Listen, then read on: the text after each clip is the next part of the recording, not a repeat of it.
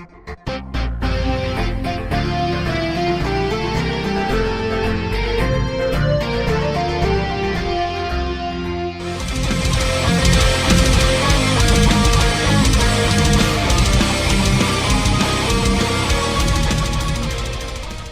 welcome back to The Zone. I'm Brant Fowler, and this is another installment of the 12 Days of Zone 4. This is a series that I started up to kind of celebrate both the holidays and the 300th episode of Zone 4 that airs this Friday. I'll talk more about that towards the end of this show. So basically, the 12 Days of Zone 4, if you're new to these, is just they're a series of extras on various topics that I'm doing as kind of a present to you guys. One every day, 12 days leading up to Christmas and on Christmas Day of extra content for the Zone 4 channel, so and the Zone 4 feed. So hopefully you guys are enjoying this. I've already talked about novels, video game, and a comic. So now I'm going to talk about a TV show. For this installment, I am talking about CW's The 100. Now, this is a series that I had heard the concept of on and off, and I was always curious about it, but I kept missing it, and I missed the entire first season for various reasons, and it was nowhere to be found. Like, the last 5 episodes of the season were on Hulu, but, I didn't want to pay for it, like on Amazon or wherever it might have been, and it wasn't on Netflix yet. And finally, it popped up on Netflix shortly before Season 2 began this year. And the first season was only 12 or 13 episodes. And so I just started that, and I got hooked on it and binged on it and watched the whole thing. And now I'm caught up to Season 2. And as this episode goes live, which is Wednesday, December 17th, the Season 2 mid-season finale airs tonight. And it's ramped up really big this season. Some big ramifications for some things that happened earlier in the season, and it's supposed to leave us off at quite a cliffhanger.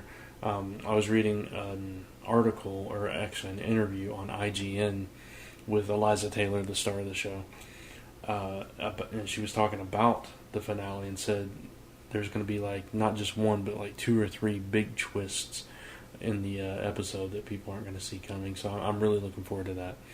But let's back up and talk about what this series is about. And basically, it is a sci-fi series, more or less.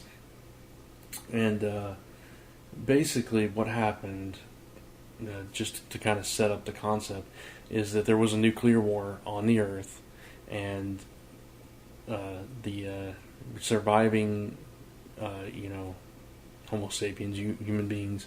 There are no aliens in this so far, but the surviving humans left Earth on a various number of ships. Something happened up in space where they ended up combining their ships together into one big space station called the Ark. And that's where they lived for, I think it was 900 and some odd years. They lived in the stars, and they were multiplying at a greater need. Their supplies were running out. Their oxygen was running out. As we learned later on, someone was, I don't want to give too much away, but they were taken out for discovering this.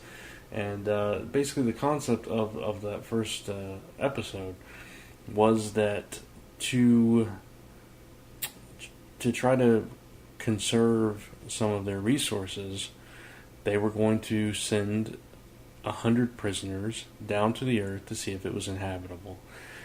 The only thing is, the 100 prisoners were all kids, because it was on the Ark. It's kind of a police state, and if you have the slightest infraction, you are doomed. And there was a population control. You could only have 1 kid.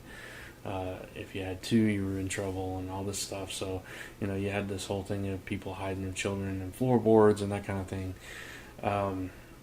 But all these 100 kids, they were teenagers and younger, were all prisoners, and they were all going to be sent to the Earth to see if it was inhabitable and to conserve the resources for the rest of them that remained on the Ark.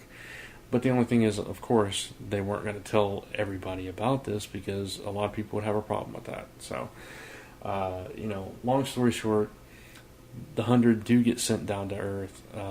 Some of them don't quite make it. Some of them, most of them do, for a while anyway.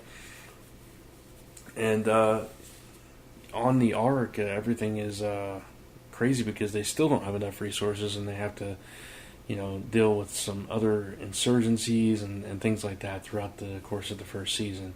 On Earth, these kids, and Eliza Taylor plays the character of Clark, and she's the daughter of the chief medical officer on the Ark, who is also a member of the council and everything. So, and she wasn't. I think because she sided with her father, she was imprisoned and this and that. She was going to speak. She was going to talk, and Jaffa, the guy in charge, didn't like that, so he had her imprisoned. But anyway, she kind of took charge on the ground, but there was another guy that kind of stowed away, and he took charge too. And so there was this conflict between the two of them throughout the entire first season. But come to find out, and again, I'm trying not to give too much away in case you guys want to watch this, but come to find out, there actually were survivors on the Earth. They called them grounders, but they're savage for the most part, and somehow they've been able to survive in the radiation.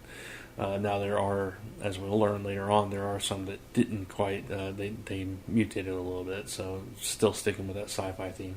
And even later on we learn that there are some other survivors keeping underground in a bunker because they can't survive the radiation either. But the 100 can. I guess living in the stars enabled them to be able to survive the harsh atmosphere. So now they're back on Earth and trying to make their way, but they've lost communication with the Ark, and that's the whole thing. You got that whole process going on. In season 2, long story short, and I'm not going to spoil why or how many, but let's just say the rest of the survivors from the Ark are now on Earth too. So now there's this whole storyline going on between the Grounders and the Ark inhabitants, and the Grounders far outnumber them. And so it's going to be a war, and that's kind of where we are at the season 2 mid-season finale. There was an injustice done on the Grounders. They want retribution in order to bring peace, and it's not an easy thing to give them, considering what it is that they want. So a very exciting series. There's it is on the CW, so you're going to get a little bit of drama, but it's not as much as various other shows that they have on their network. There's a lot of action. There's a lot of hidden agendas. There's a lot of plot twists and that kind of thing. There are some relationship things, both familial and romantic, but they're minimized in comparison to other CW shows. It's not that heavy, angsty kind of drama. This is a different breed of show, and one that I've thoroughly enjoyed since I started watching it. And like I said, I binged the first season. I'm through up to the mid-season finale of the second season. I'm going to watch that tonight, and I'm looking forward to it.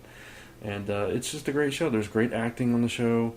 There's, like I said, there's a lot of twists and turns, and I like that kind of storytelling. You never know what's coming. I like to be surprised. I don't like everything to be so predictable. I don't like things to drag on, and this one hasn't. It's been going on full cylinders since day one. So I can't recommend the show enough. I think it's a fantastic show, and you guys should check it out on the CW. It comes on Wednesdays, and like I said, this is the mid-season finale. You can find the entire first season on Netflix. So that's my topic discussion on the 100 on CW for this installment of the 12 Days of Zone 4. Hope you guys enjoyed this. And as I mentioned at the onset of the show, don't forget to check out the 300th episode of Zone 4, as we have a special guest dropping in if everything works out. And it's going to be, a milestone show, and we're taking a break after that and reevaluating, and we'll have more announcements about that in the future. But it's an exciting time. We're doing this whole celebration thing over on Chris Ventura's channel, Dark Avengers CA6, and he's doing this thing where each one of the main cast is talking about what Zone 4 means to us and all that kind of thing. So you can go check out the first installment. I know is up, and the second one may be by the time this goes live. So check that out, and zone4podcast.com, youtube.com/zone4podcast, and you can find us on Comic Related, Stitcher, iTunes, Comic Frontline, and comicspodcasts.com. Thanks for listening to this. Hope you guys are enjoying these, and happy holidays. I'll see you in the next one, and until then, you are now leaving Zone 4.